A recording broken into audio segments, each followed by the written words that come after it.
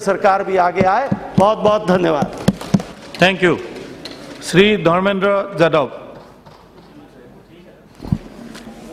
धन्यवाद सभापति महोदय कि आपने इतने महत्वपूर्ण विषय पर चर्चा कराई।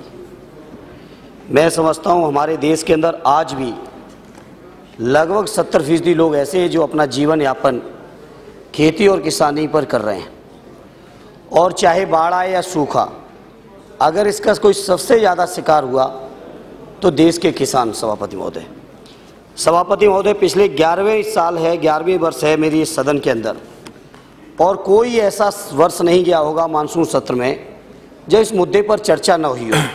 लेकिन सभापति महोदय, चर्चा का क्या परिणाम निकला, ये आज तक इस बात का एहसास हमें कम से कम नहीं हो पाया।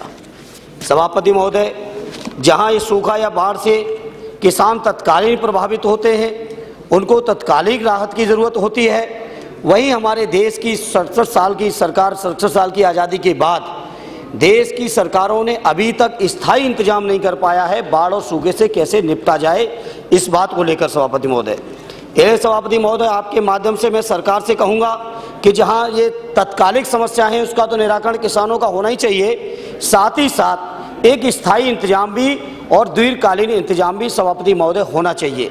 जहाँ तक सरकारों की योजनाओं का सवाल है, सरकार की योजनाएं किस कदर बनती हैं, कल योगी आदित्यनाथ जी की बातें मैं सुन रहा था, बहुत सारी बातें उन्होंने गंभीर कही जो वास्तव में इस देश के अंदर योजनाएं बनती भी हैं और बनने के बाद उन योजनाओं का कोई सार्थक पहल नहीं हो पाती है।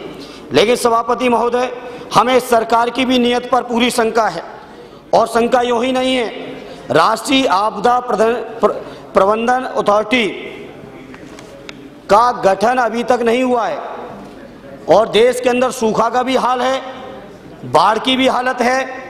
वैज्ञानिक कह रहे हैं कि सूखा भी पड़ेगा, बाढ़ भी पड़ेगी, लेकिन देश के अंदर राष्ट्रीय आपदा प्रबंधन जो अथॉरिटी है, जो सर्वोच्च संस्था है देश की, जो केंद्र से लेकर प्रदेश सरकारों के बीच एक तारतम्य बैठाने की जिसकी जिम्मेदारी है, उसका गठन अभी तक एनडीए की सरकार नहीं कर पाई। तो मुझे जरूर शंका हो रही है कि किस तरह से प्रबंधन करेंगे जब इतनी सर्वोच्च संस्था का गठन भी अभी तक नहीं कर पाए हैं। वहीं सभापति महोदय, इस मौके पर मैं कहना चाहता हूं, जहां तक उत्तर प्रदेश का सवाल है, पूरे देश का सवाल है, कहीं बाढ़ हो रही है, लेकिन उत्तर प्रदेश का सवाल है केवल 2 जनपद श्रावस्ती बस्ती ऐसे जहां सामान्य से ज़्यादा बारिश हुई है, बाकी अधिकांश जनपद ऐसे हैं जहां सूखा का माहौल बना हुआ है। धान की खेती नहीं हो पा रही है, उनकी नर्सरी नहीं लग पाई, नर्सरी किसानों ने किसी तरह लगा भी ली तो उसकी रुपाई नहीं हो पा रही है।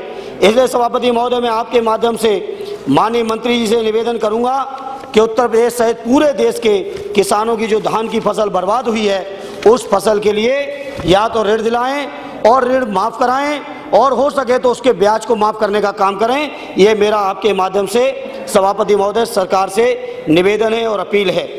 जहाँ तक बहुत सारी बातें हैं सभापति महोदय, लेकिन चूंकि हमारे पास समय कम है, मुझे पता है, इसलिए हम ज़्यादा लंबा नहीं खींचेंगे। जहाँ तक सभापति महोदय 2013 में उत्तर प्रदेश के अंदर बाढ़ आई थी, उस बाढ़ के बाद 380 लोग खत्म हुए।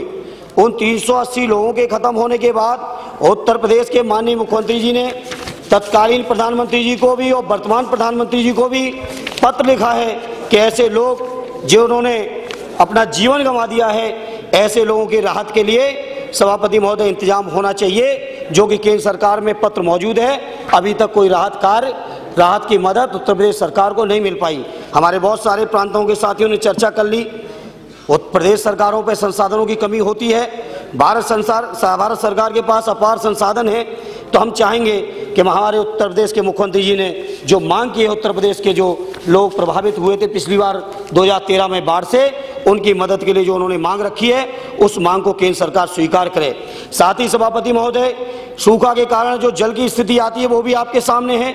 उसको लेकर माननीय मुख्यमंत्री जी ने केंद्र सरकार से मांग की है कि राष्ट्रीय ग्रामीण पेयजल योजना के अंतर्गत जो 2022 तक आपने संकल्प लिया है कि 90% ग्रामीण आबादी तक आप पेयजल की आपूर्ति पाइप से पहुंचाएंगे, लेकिन जो बजट आप दे रहे हैं प्रदेश सरकारों को, और प्रदेश सरकारों के बजट से जो दे रहे हैं, मुझे नहीं विश्वास है कि 2022 तक आपका पूरा हो पाएगा, क्योंकि उत्तर प्रदेश जैसे राज्य के लिए 60,000 करोड़ की जरूरत है। 60,000 करोड़ के अगेंस्ट आप एक साल में केवल 850 करोड़ दे रहे हैं, जबकि इसका व्यय 1700 करोड़ तो उत्तर प्रदेश की सरकार कर रही है। मैं समझता हूं इतनी धनराशि उत्तर प्रदेश सरकार अकेले कर नहीं सकती, लिहाजा 3500 करोड़ की अतिरिक्त धनराशि उत्तर प्रदेश की सरकार ने, sir 2 minute sir, Uttar Pradesh की सरकार ने मांगी है।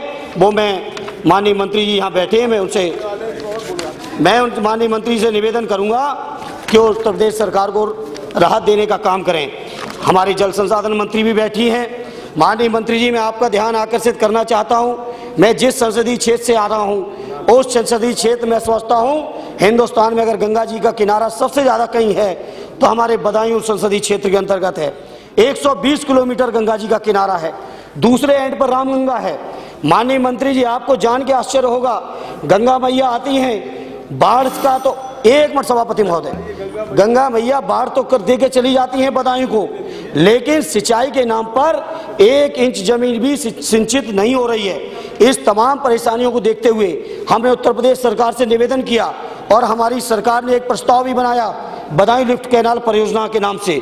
उस परियोजना को आपके सेंट्रल वाटर कमीशन की अनुमति के लिए फंड तो प्रदेश सरकार से हम करा लेंगे, लेकिन माननीय जल संसाधन मंत्री जी, हम आपसे निवेदन करेंगे कि हमारी इस परियोजना को सेंट्रल वाटर कमीशन की जो अनुमति चाहिए वो अनुमति यथाशीघ्र दिला दें, जिससे कि हम अपने बदायूं के जो लोगों की प्यास है और जो बाढ़ की समस्या है, 2 मिनट सभापति, 1 मिनट में कर दूंगा, तो समस्या का निराकरण कर दें। केवल एक दो सुझाव हैं। श्री राजेश रंजन सर, प्लीज हो गया आपका, बहुत 7 मिनट्स यू हैव स्पोकन। नहीं, 7 मिनट्स। अध्यक्ष महोदय,